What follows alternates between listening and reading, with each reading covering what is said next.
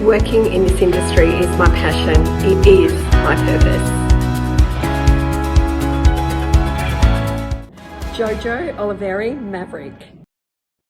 Hey, I'm Jo Oliveri. Welcome to JCurve, the podcast all about the business of property management. And I am super excited to welcome my guest today, Dave Clare. He's CEO of Circle Leadership and ambassador for businesses and like international businesses. Dave's got I completely stuffed that up. But Dave's going to explain more about that. I was so excited about Dave coming online because Dave is not just an amazing leader and influencer, and he's got so many good things to say, but Dave is also my soul brother. And through our podcast, and Dave's going to be a regular on JCurve, and through our podcast, you're going to learn more about why Dave is my soul brother. But let's just say this. We end up in the same places so many times. And I'm sitting here in Charlotte, North Carolina at the moment, and I was in a very random city last night called Kerry, and Dave was telling me a story about him being in Kerry. It's like nobody knows about that place. So my best friend in the world who I've known for 40 years, 45 years, lived in Kerry. That's why I used to go there. It's just amazing. So, yeah, Dave has visited Kerry, and I didn't know about Kerry until we were on our road trip. And it's like, that's a nice place to stop, obviously, because Dave's visited there. So my soul was directing me there. And, as I said, you're going to hear a lot more about our funny situations where we've ended up together throughout our podcast. So, welcome, Dave. It's so good to have you on JCurve. Jo, it's an absolute pleasure and privilege to be here and finally to be able to not just follow you around the world and, in your footsteps and be a cheerleader on the sidelines of your success, but to be able to contribute and support and help the property management industry through the great work that you're doing. It's an honor. Thank you. Thank you. Well, the feeling's mutual. It's a honor to have you here and a privilege because I know you're a very busy man, and I just completely messed up my intro for you because I got so excited. But Dave, I'd love, before we kind of like dive into our topic, on this podcast, I want you to share a little bit more about yourself because you're an important guy, and everything you say just resonates with business leaders. Doesn't matter what industry, but you get it.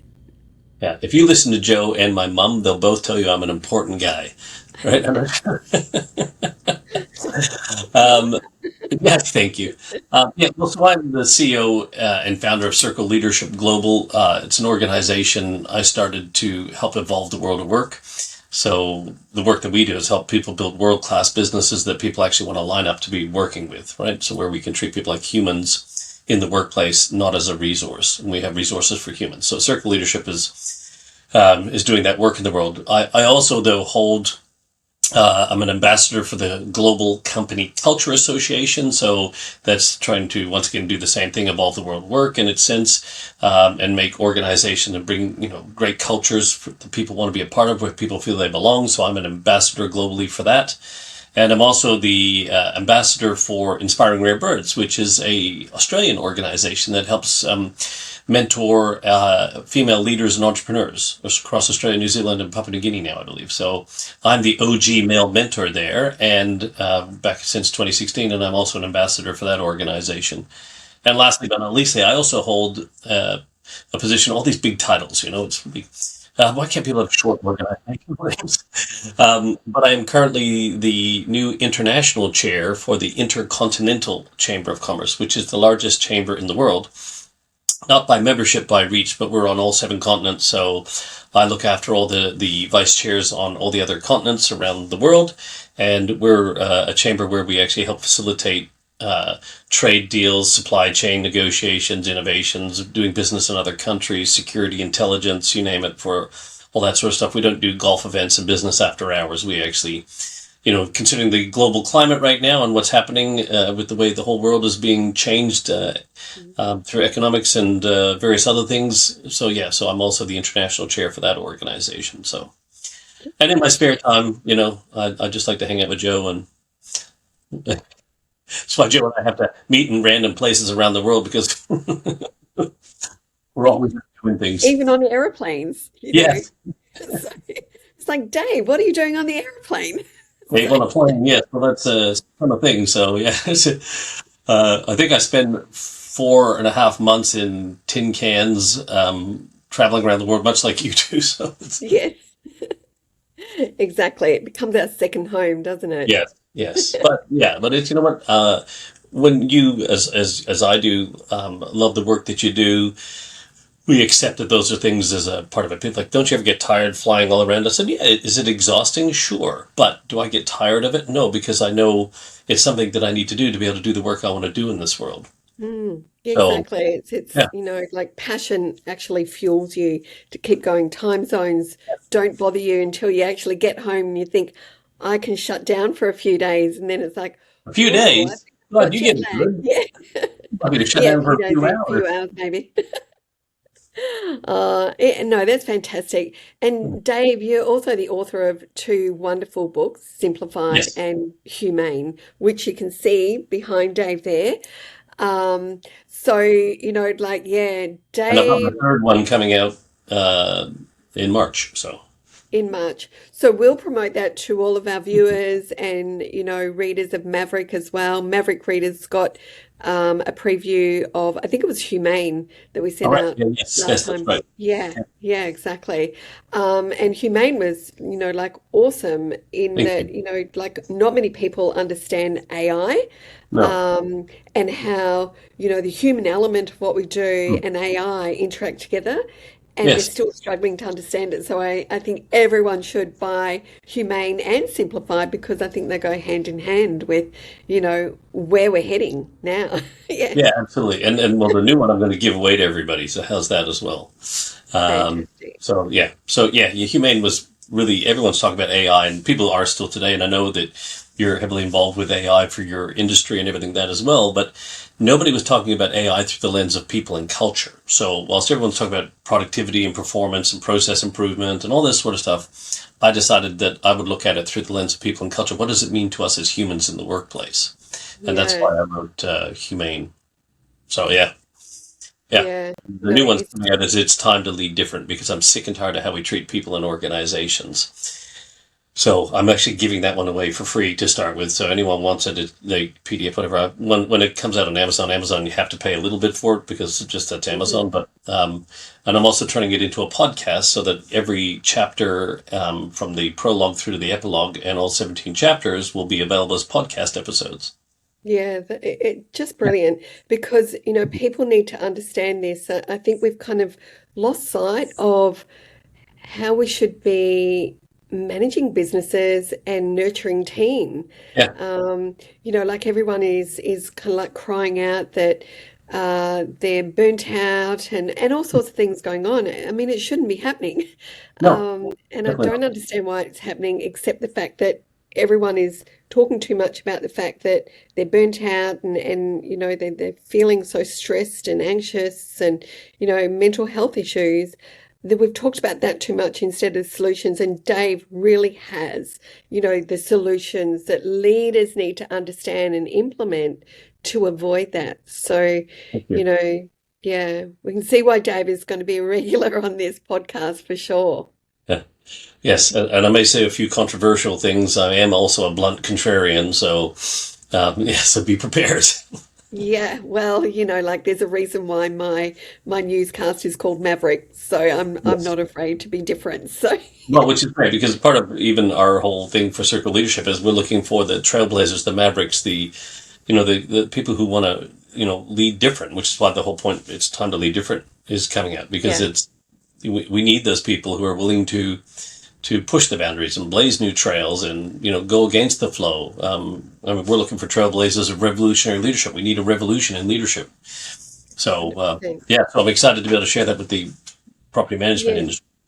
Yeah, exactly. And we'll be talking, again, just keep watching JCurve because Yes, David's got so much to share. And Dave and I have had some just awesome conversations we could where have the recorded those, light Joe. is I mean, they would have been.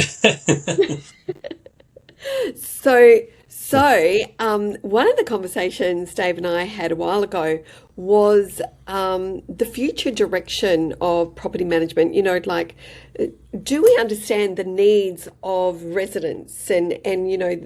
the changing needs of residents? And we got really deep in discussion, and everything Dave said, it's like, Dave, you're right. Yeah. So, Can you I'd say that love, again? sorry, Can you say that again? Dave, you're Yes. right. Really? So I just got to we play the need that recording to my discussion, wife so my wife can hear right? that. Right? Yes. That's a Clarism, right? Yeah. So, One stage, Dave was actually right. That's right. exactly.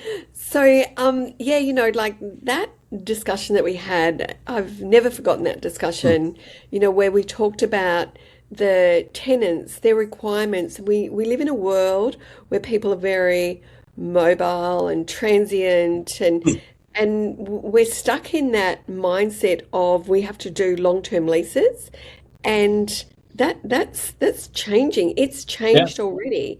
And since we've had that discussion, I've spoken with a few companies who have agreed with me that, they're getting more and more people asking for shorter terms because they're jumping from city to city. So, yeah, like Dave, share a bit about that because it was just Yeah. intriguing. Absolutely. Well, when we first discussed it, the question always gets asked in any industry, but even in your industry, what's the future of property management? What's the future of property management industry? And I think the problem is we're asking the wrong question. So the magic happens not when you find the answer, but when you find the right questions to ask. And if Hmm. we keep asking the same questions of the same people, we're going to keep getting the same answers. So the question that I put back to you is, we should be asking is, what's the future of how the way people are going to work and live, and how will that impact property management? Because that's what's more important, because we're here to support that, that demographic or whatever you want to refer to it is. So we need to understand what's the future of actually the way people are going to work and live. And then what does that mean to the property management industry, rather than saying, what's the future of property management? Because we'll just keep tweaking the existing model, Hmm. right? So in anything, especially in today's world, Joe, with disruption being the new change, and we remember we used to have those big 10-year cycles of change, and like then we'd go to one fixed state to another, and we'd be okay for a long period of time. Hmm. Well, that's not happening anymore. Disruption is consistent now, right? So it's Hmm. just, we went from the pandemic to 2 years later AI to all the things, and now quantum computing is coming out. The global trade impact and everything that's going on, and then there'll be some other, and these waves of disruption are coming faster and faster. Hmm. So when everything's being disrupted, what happens? We're in a constant state of evolution. So how do we make sure that we continue to evolve in our organization? So how do we have to find a way to disrupt our own industry before somebody else finds a way to do it for us. Hmm. Because other people have come along and changed industries Yes. who weren't in the industry. Uber Yes. wasn't started by people in the transportation industry. Airbnb wasn't started by people in the accommodation industry. And Netflix was not started by people in the entertainment industry. These Yes. were Yep. pissed off consumers who said there's got to be a better way to do this. Yes. So for our industry, we need to start thinking about our pissed off consumers and what the way they want to live and work, and go, how Yes. can we support that? Otherwise, they will find a way to do property management for us. And Yes. so when you and I were talking, we were talking about that. And then so my when people have asked me before, even you and I had this conversation, um, for some reason I get labeled as a futurist from time to time. I'm just some guy who keeps thinking about what the heck's going to happen and how can we make sure that we're prepared for it so we can respond at worst and lead at best, but never have to react to what's going on. And my thought was only because of me. Like, for example, in the next few years, I could see myself, I'm not saying it will be, but I could see myself spending 3 months in Australasia, 3 months in Europe, and 3 months in the Americas, and Hmm. then spending a month traveling in between. But I'm going to need accommodation in each of those places. Now, so what I've called a thing that we termed Claire B&B, for example, right? So Dave Clare, so it's Claire B&B, where I would love to have a house, in that location, so to triangulate the globe, and then Hmm. I could spend a month traveling, and so I'm only in each place for 3 months, but the other 9 months, I could do it with a collective of people where we all share. So it's almost like somewhere between Airbnb and timeshare, Yes. where with the nomadic life of what's people are going to be wanting to do. And if we look at that, and I'm a Gen X, so baby boomers are kind of like gray nomads. They happen to have a mobile home and travel around and do things and go on cruises. But the newer generation, this is where I find fascinating because the affordability of a house currently, like my kids are probably going to be able to afford a house, but things keep going. Their kids, you're like, how are we going to be able to afford a house? And it's not like they don't have an income. It's just like the cost of things. So shared housing or time sharing of housing, plus the desire to travel the world. And the world is becoming a smaller place. So when you start thinking about, and this is a fascinating thing, Joe, but I don't think they understand or don't think about some of these things. But so while Elon and Jeff Bezos are sending their rockets into outer space, what I believe Virgin Galactic is trying to do, what Richard Branson's trying to do, is take a kind of like the old space shuttle kind of a concept, take a plane outside of the ozone layer into space and then dive back down. So I could go, say, from Brisbane to Toronto in 2 to 4 hours. Can you imagine when we go out and then come back in? And that's a possibility. All right. We've already had space shuttles go out and come back in. Once it becomes commercially affordable and viable, of course, that will take some time. But when you can travel from one part of the world to the other in only 4 hours, if you could go from Brisbane to Toronto or Brisbane to New York or wherever you wanted to go in 4 hours, or right now Brisbane to Dallas is like a 15 and bit hour flight. You could do it in 2 hours, for example. I just did it. Yeah, I know, that's what I'm saying. But so if we're making the world smaller in that sense, there's a possibility then that will make it easier for people to want to see more of the world. Yeah. And therefore they won't want to be this, like where we used to be, we want to be settled and we want to find our family home. And I don't know if the concept of the family home is going to exist in the future. So these are all the things that I think about, which has caused me to go, well, we need to understand or start thinking about what that would be, and then go, how would that impact property management? Yes. Because that will tell you what the future of property management is. Yes. Yeah. It's so true. It's such good food for thought. And the other thing is, what aligns with that is the way that we, perform our roles is changing as well. People can work remotely in more and more industries. Obviously, some Yeah. industries they've got to be there. Flight attendants can't work Yeah. remotely. But, like even in property management, I don't agree with property managers working from home in its current format because they don't, have the right technology. However, with everything that's changing, the role of a property manager is changing dramatically. And these are the discussions that I've been having with AI companies, as we drove from Texas to North Carolina this week, some amazing discussions with tech companies where, the role of a property manager within the next 12 months, you'll see drastic changes. Within 3 years, the role that we see today will not exist. Yeah. And those that are stuck in that way will be redundant. So you heard it here first. Property management is dead. Long live property leadership, or whatever it will be called. Yes. Because I have this, Yeah. and this is really important because with AI, and when we think about how AI makes workplaces more human, it's going to take away all the management and all the bits and pieces we need to do things. And even with the advancements in technology we're going to see in the next 3 years, Joe, we can already go in and scan a home and we can do things. You can go, like, you can have a drone come in. I don't know. There's a whole, and I know people go, oh, but that's going to be years away. Maybe. I don't know. But the fact is that a lot of the stuff that, or, especially from writing reports and doing stuff, and that's going to be able to be automated, AI'd, you name it, whatever it will be. Even with smart homes, the smart home will be able to assess the home and probably do all this sort of cool stuff anyway. So what do we need property managers for then? Mm-hmm. And this is what we have to ask them. Like, what is the role of property management in a world where a lot of that stuff, if you think anything you can do as a property manager, when I have to go do an inspection, I have to write up contracts, I have to do whatever it is, negotiate, coordinate, and please, I'm not anywhere near a specialist in your industry, clearly. Yes. People to come in and do maintenance, repairs, whatever, and all that sort of stuff. Well, then a lot of that's going to be taken care of automatically. It is. Yeah. So Yeah.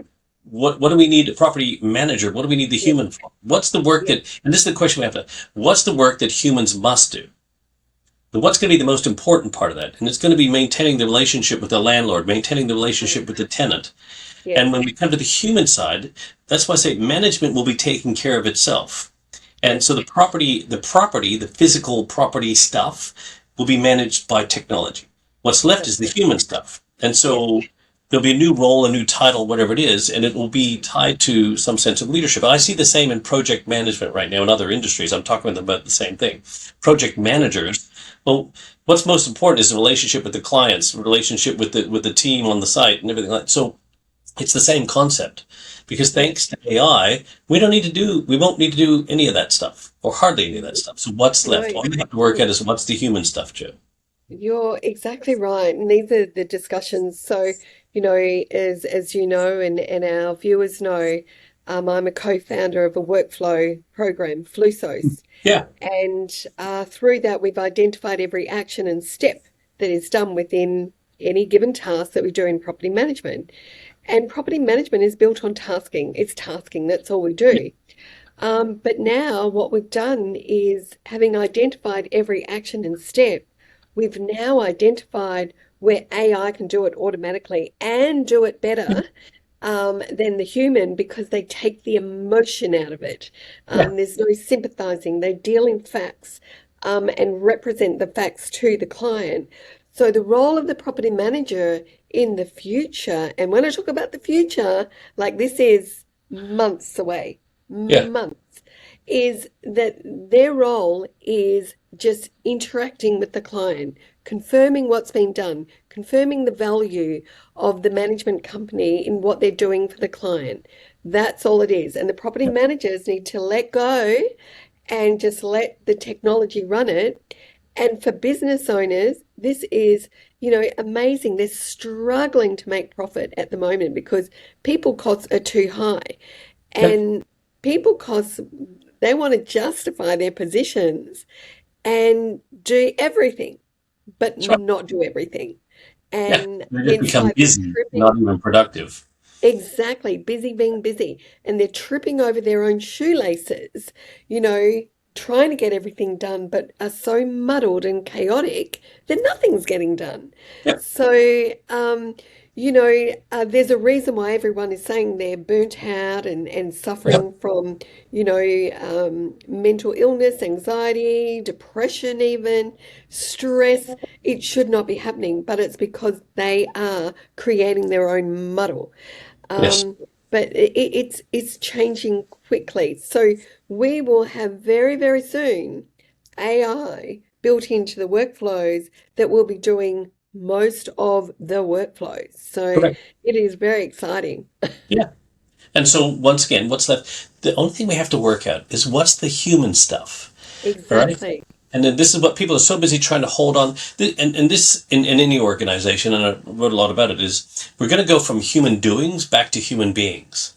All right. What's the human being required for? Because all the human doing stuff, because all we've been doing is doing, and which is why we're so busy and so time poor and all this sort of stuff that and this is where the stress and anxiety and all that sort of stuff comes from and like because we're making ourselves busy we're treating people like a resource, Hmm. right? And a resource Hmm. is an expendable commodity, a means to an end. Like, Yep. gee, I can't wait to jump out of bed and go, whoo, I can't wait to be an expendable commodity today for my property management firm. All right. And so this is what's burning people out. And because we're treating people like a resource, then what if we Mm. flip it around and go, hang on, you're a human being. What's the work that humans must do? The Yep. creativity, the curiosity, the imagination, intuition, the empathy that you possess as a human being, if we Mm. deployed that into our organization, what could we accomplish if we unleashed that in the organization and took all that other stuff away for you and freed you up to do the Hmm. work that humans must do? So Yep. instead of getting rid of people, what if we increase the capability of those people, thus the capacity for greatness expands, and you could have a property manager with AI agents who could look after, 1,000 properties. Because all they're Yes. looking at is the human stuff and the relationships and doing the bits and pieces that Yes. make us human. They're looking for ways to work better as a team, improve processes, communicate better with the landlords, to whatever it is that they want to be doing, they're freed up to do that work. So whatever that is Yes. in your industry, that's what I'd be challenging people to focus on right now. Not the fact that, oh, we're going to lose all this stuff. It's going to go. That's it. You can put your head in the sand, you can deny it and go, oh yeah, yeah, I'm not listening to you, Mhm. but it's still going to happen. So that's Yeah, your choice. yeah, yeah, Otherwise, you can then say, okay, if that's going to happen, I better start getting prepared for what the human stuff is. So let's start exploring what all the human things are, where the human is most important. yeah, exactly. And you hit the nail on the head. It's relationships. It's confirmation of, we've just done this for you, so you can feel reassured and Yeah, confident, this resident is settled into the property. yeah, All's done. You got more money, for your property, or you're getting, market rent. It's that reassurance to the client that is the human touch, the human element of what we do in property management. And property management is a service industry, so we do need the human element still. But what AI can do would just make our jobs better. So yeah, yeah, in your industry, Joe, like AI is not going to live in the house. It's not like, hey, I need an AI bot needs to rent this house from me. Like no, it's the human who does, or the yes, landlord who owns AI doesn't own the house. Now, I'm not saying it.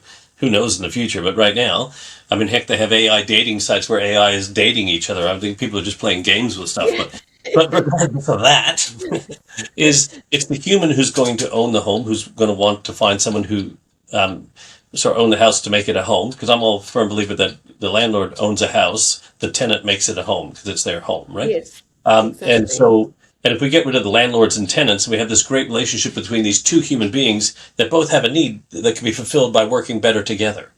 yeah, I shouldn't have to go, oh, I feel like a B grade citizen because I want to rent a home from somebody. And someone shouldn't be all almighty because they own a home because they want someone good to live in it and take care of it like it's their home. exactly, exactly. And because I've been a renter for many years, I rent by choice. Yes, yeah, and a lot of people do. They rent by choice. So there's nothing wrong with renting. It's a great way to have lifestyle, as well as, build for the future. So, Yeah. people choose to be renters. I mean, we were renters over here in the US when we were living here, and it was a great experience. We really enjoyed it. So, there's nothing wrong with that choice of being renters. And, there again, it's where the industry should not treat tenants as tenants, they're residents. That's Um, right. Well, what a great so, name. What if we started calling them residents? Like, wouldn't that yeah, be nice?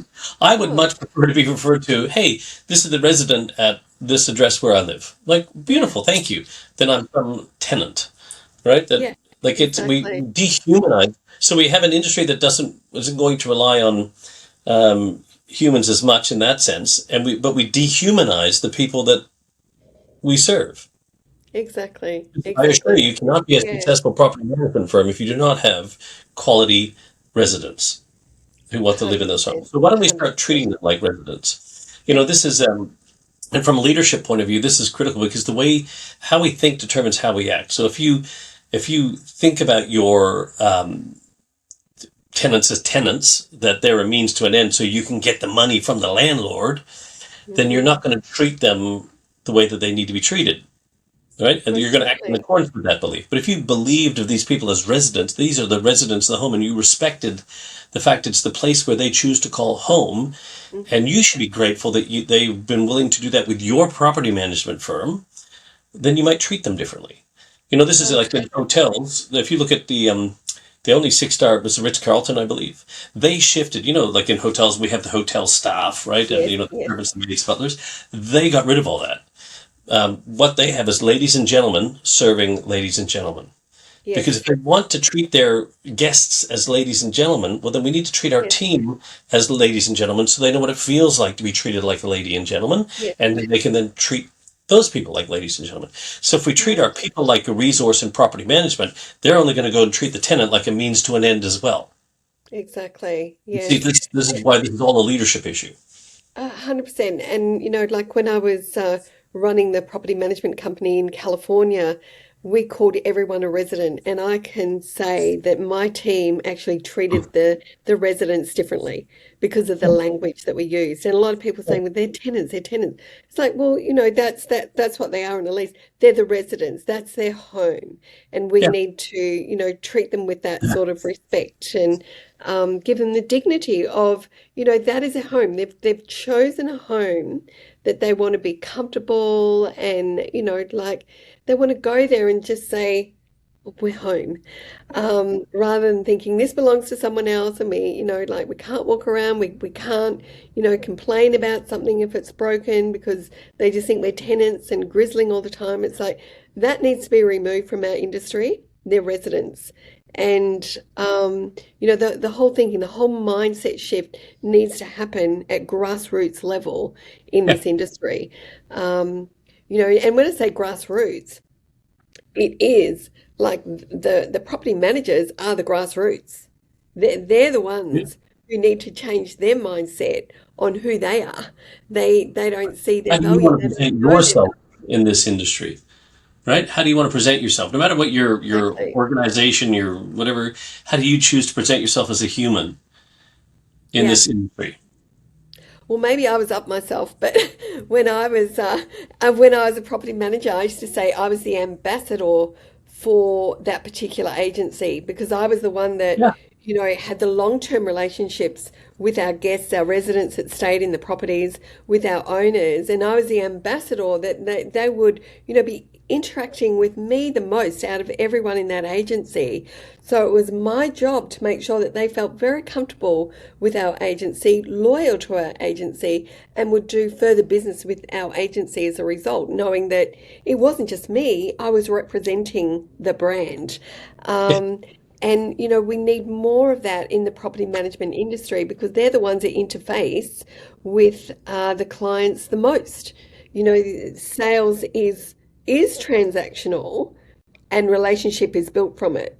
Property management is relational and transactions are gained from it. So it's a little bit reverse thinking there. Yeah, but also in any real estate business, to my understanding, sales is cash flow, property management is equity. So if you want to look at it from a pure commercial point of view, the value of your business is in the property management, right? Cash flow, yes, comes from sales and stuff. Not that cash flow doesn't come from rentals and all that too, Mm. but you're building a book of business. The equity in the real estate business is dependent on your property management portfolio, right? Oh, yes. Yeah, That's a whole new so, podcast. yeah, we can go deep Yeah, into that. But yeah, this thing, the thing that we talk about yeah. ambassadors. So just from a leadership point of view, any leaders listening to this, let me make this very clear and very simple for you. Your team builds your brand. Not all the marketing fluff and crap that you put out does. It's your team that builds your brand. So Hmm. when your team love why they do what they do, where they are, and they can speak that love to the world like you were doing, Hmm. then the brand is how the market and consumer thinks and feels about your business, right? So when the Hmm. market and consumer thinks and feels about your business, like, oh my God, these guys are amazing. They love it. They're so kind to me. They can't help but fall in love with your business too. So your Yes. team builds your brand, and then your brand, guess what it does? It attracts customers or clients. Hmm. And vendors or residents go, this is a type of, finally I can go to a place where I get treated like a human being because Yes. the team, you get the team right and they speak that love to the market about how great your organization is. That's build your brand attracts your Hmm. customers, and your customers pay you. And that's how you make money, Hmm.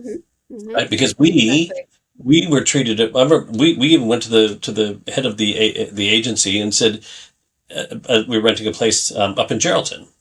One of our first homes we rented in Geraldton. And I had to go to the owner of the whole real estate brokerage and said, I've never felt like a prisoner in such a lavish prison cell my whole life than I have in the last 6 months in this property that we've been in. Yes. It Yeah. was a beautiful It's home, very but we were sad. like prisoners in that home. Yes. We Yep. we couldn't do anything, Yep.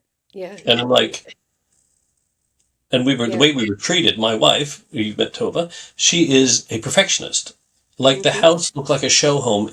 She would spend Hmm. all day, like every day, cleaning. Like it does, you could walk in any time in our house, and it pretty much looks like a show home.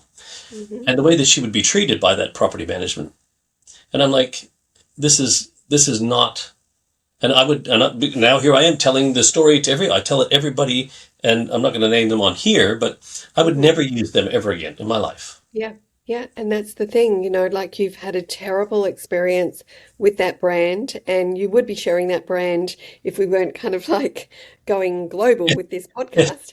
Um, but like that's what people do. They share their experience, good or bad. And real estate always comes up in conversations. So like we've got to get better at what we do, and it all comes back to leadership as well, because these property managers, they're representing the brand, and if the leader doesn't know the way that they want their brand represented, then the team don't know. So, they're When scattered, was the they're all last over time the any place. one of the brokers, the agents, sort of like the head of the agency, the head broker, whatever, went and visited any of their tenants or their residents, as we would hope they would call them, in the properties, just say, hey, how are you finding the experience being one of our residents? Yes, Guarantee you, no one. yeah.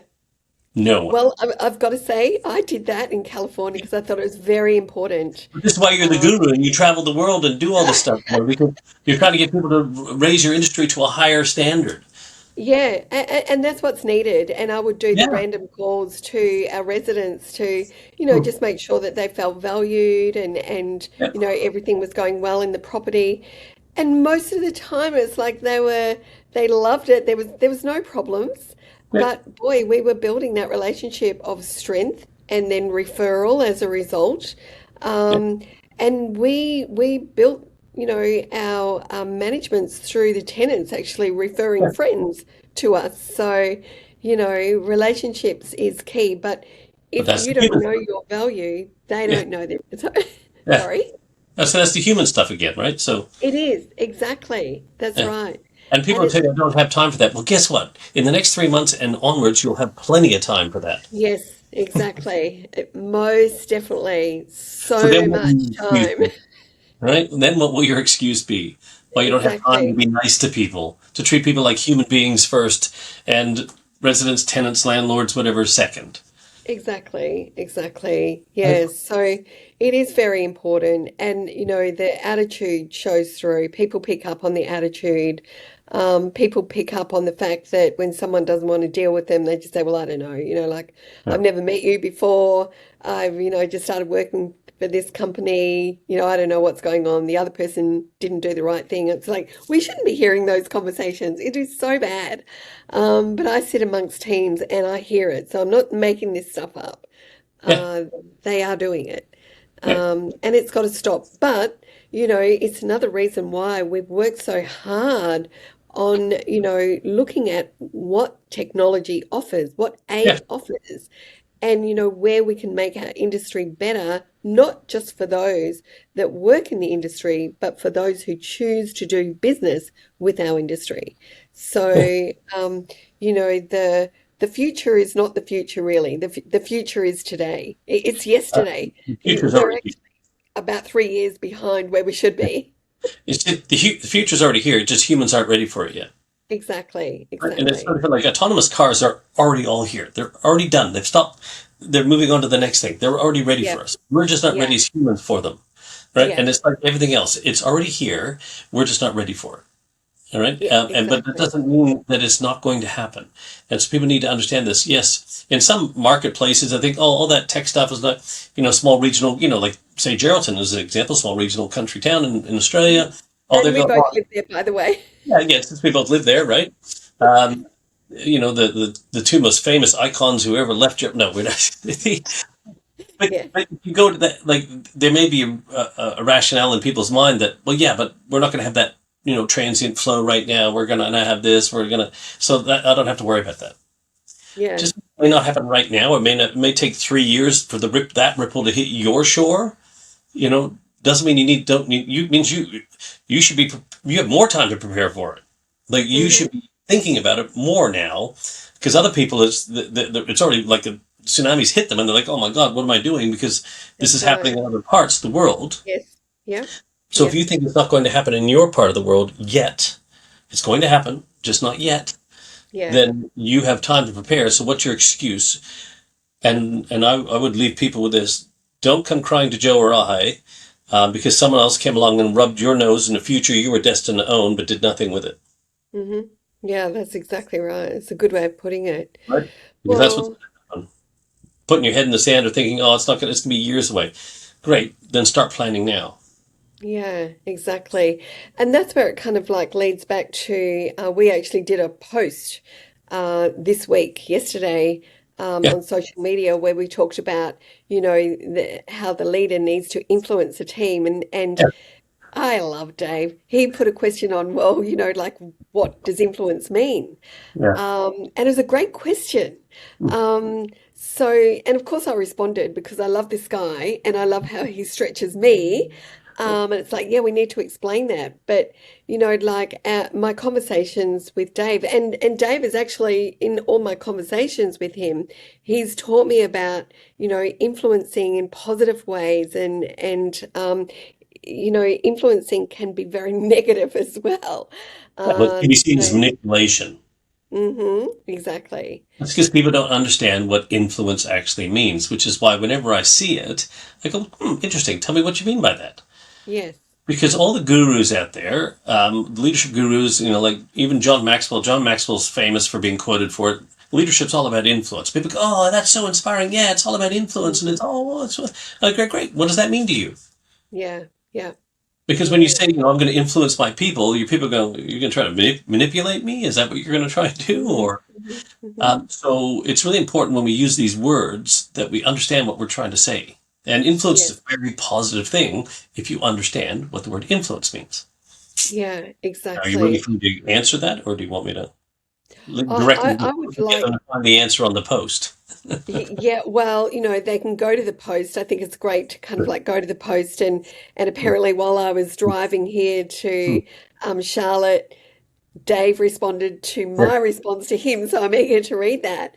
But all of our listeners can go in there and Dave and I might have a little bit of interaction on that because understanding how we influence our teams as leaders is critical because you can influence negatively, and Yeah. that is a form of manipulation, and you don't Yeah. get anywhere by manipulating. So, like Dave, I love the way he shares things. So, share it with our listeners now Okay. on, yeah, All right. influencing. So please understand also from it, leadership is all about influence or influencing your teams. It's also influencing your industry, influencing your community. So hmm like, it's influence, right? So every one of you has the ability, like you're influencing your industry. This podcast is a way to influence your industry. You hmm speaking at events is you influencing your industry, right? From a positive and productive and moving forward way. So the simple way I look at things is the answer to most definitions of the words is actually in the word itself. So if you look at the word influence, in is a prefix for into, and fluence is actually the Latin derivative of either fluid or flow. So influence is about getting people into flow. And when are we at our best, Joe? When we're in flow state. Oh, yeah, Right. So yeah. influence is about getting people into flow. My role as a leader is to get my team into flow state, get them to flow in the right direction, right? So I can influence that this way or that way, right? But so it's all about getting people into flow. hmm Okay. And that's what influence is about. So my job is to help you to be your best, to do your best while you're in my care and beyond. That's our definition of leadership. So from an influence point of view, I want to get you in a flow state where you can bring your best self to work and become even more of what you're capable of while you're here and help you to do that because I know you'll do great work. So all I have to do is help you to get into flow state, right? Get you into flow, give you clarity, which precedes alignment. So make sure everyone's clear on this, create an alignment, set a direction, and then enable people to know what to focus on, right? And then all of a sudden that human can do great work. And that's what influence is all about. Yeah, I love it. You remind me of the papa in My Big Fat Greek Wedding, where where every word is a derivative of a Greek meaning. But no, not that old. But like he loves to explore the meanings of words, and that is so important because when you understand that. We've lost sight of the meanings of words, Joe.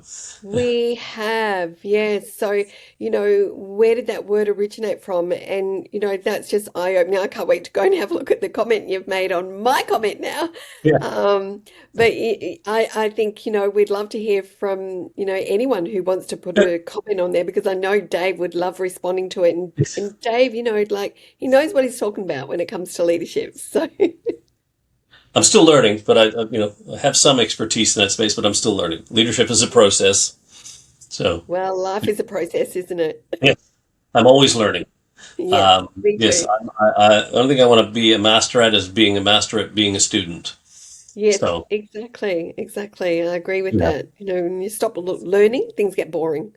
Yeah, and just from words, it was really cool because I saw this thing. It was a couple of weeks back now, and it was like, oh, duh, and it was an interview with Bruce Lee, and he was talking about how he never talked poorly about himself, right? Never Yeah. self-degrading, never ever. And he said because words matter, and I've always said words matter in the order of words matter, right? And what he Hmm. was saying is that it's called spelling because when you use those words, it puts a spell on you on your brain. So if you want to be known as an influential leader, you talk to yourself as I'm an influence and my job is to get people into flow. You talk like that, you're putting a spell on because the spelling of the word that's why it's called spelling, he said. And I'm like, Wow. that was wisdom back in 1960 something when he was being interviewed, was on Johnny Carson or something like that. Yeah. But he was talking about the importance of the way we talk to ourselves and Yeah. these words, right? Because you have to influence yourself. You have to get yourself into flow state Yeah. before you can help others to do the same. And Yeah. so our industry, the way we talk about our industry, the way that we talk up our industry with, and this is why these things like words like resident, like if you put a spell on people that these are residents, then they'll act and treat them like a resident. If they're Hmm. guests, if they're whatever they are, Yeah. and that's why these words matter. So Language is so important. It really is. it's the And only thing I we have learned a left as lot about humans to communicate. Come on, like surely, it's like Yeah, exactly. Well, we've reached our time for this okay, podcast, and whenever I chat oh, with yeah, Dave, time time flies goes when we're having really, fun. really quickly. So you can see why David's going to come back as a regular guest. He has got so much to share that influences us as leaders. You know what he shares. It's like he imparts us with his knowledge that he's been learning all of these years about, ways that we can be the best leaders. Courageous leaders is a term I love to use now because, especially with what's going on now, we need to have a lot of courage to have the Yes, faith in ourselves to adapt yes. and grow forward. And that's absolutely correct. Like now more than ever, we've always needed courage as leaders anyway. But because the like I said, that disruption flows and things happening so quick, I assure you that you need to be like this year to reiterate what Joe was saying about the next 3 months, just to put it in perspective for people.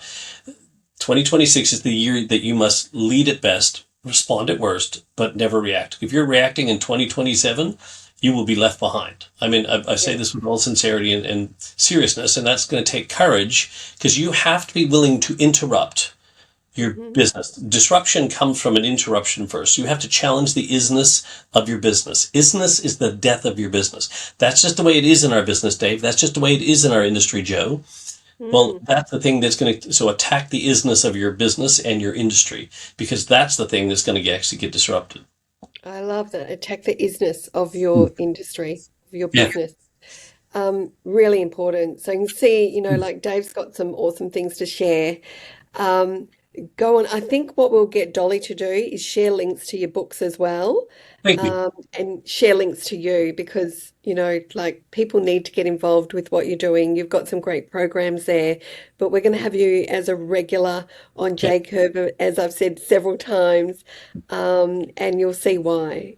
Just the more you chat with Dave, the more like know that you can do better, you can think differently, and as a result of thinking differently, have the courage to do differently. So, Yeah. yeah, yeah, really important. Well, thank you, Dave. You finally did it. We did it. Yes, exactly. We were supposed to record this the other day, but I was stuck on the highway, I think out of Texas. So Yes. we got there. But many, many more to come. So thanks, Dave. I really My appreciate you pleasure. being a guest on JCurve. Thank you. My absolute pleasure. Thank you, everyone, for paying attention. Thank you. Yeah. Thanks for tuning in to JCurve, where we spotlight the journey of growing and thriving in property management business. Reach out and be part of the JCurve community.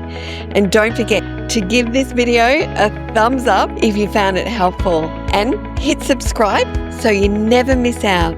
Let's grow together on JCurve. See you in the next one.